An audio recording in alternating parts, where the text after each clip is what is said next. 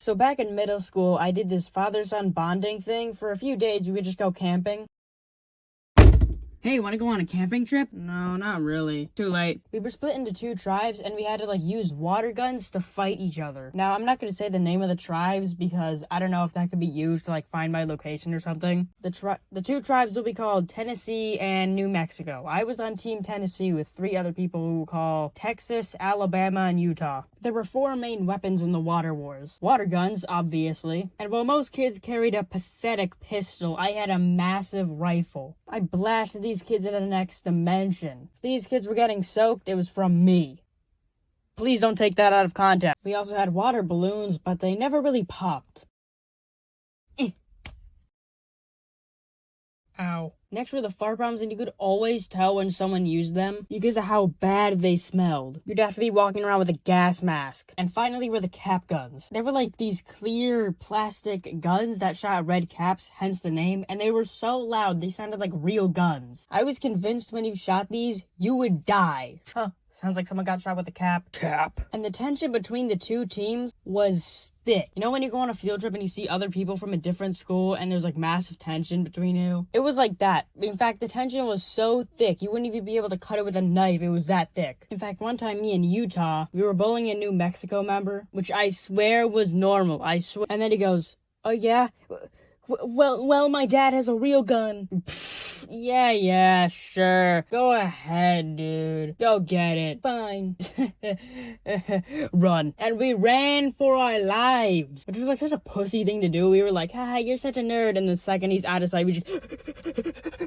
And speaking of guns, remember the cap guns? Well, one time I was walking back to my tent, and I had to go through enemy territory to get there. There's this guy with his hood up and his head down, looking like a freshman that just got his 2-week relationship broken up. And as I'm walking by him, he pulls out his cap gun on me and is like, "What tribe are you from?" Tennessee?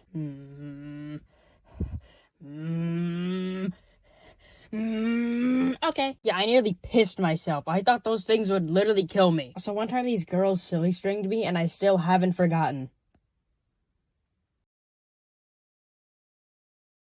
Anyways, on to more encounters with the New Mexico tribe. I don't really remember that much because it was 5 years ago, but I do remember this time we were eating, and if you were eating, you weren't allowed to attack. That was a no-no. But this kid threw a water balloon at us, and he hit and knocked over our blender. And do you think we were just gonna let that slide? Do you think him knocking over our blender that we didn't even use once, we were just gonna let that slide without punishment, without retaliation, without justice? So we ambushed him and we blasted him into the next dimension. We destroyed him. We sprayed him with so much water that he didn't even know what the ground looked like. And he was dead.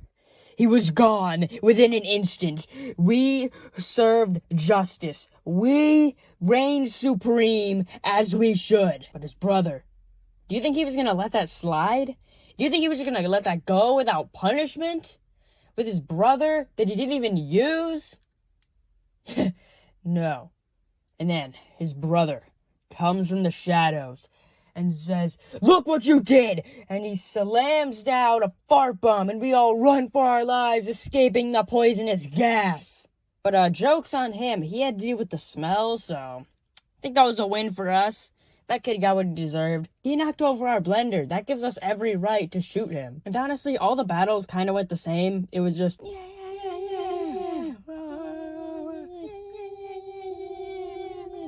And it was pretty easy considering how these kids had tiny pistols and I had a massive rifle. And I also had 2 of them, so I could just give one of them to my teammates and then it was free XP at that point. And due to all the water, there was constantly mud everywhere. It really did feel like you were living in the trenches because of how much mud there was. Hey, have you seen Greg? No, I haven't seen him all day.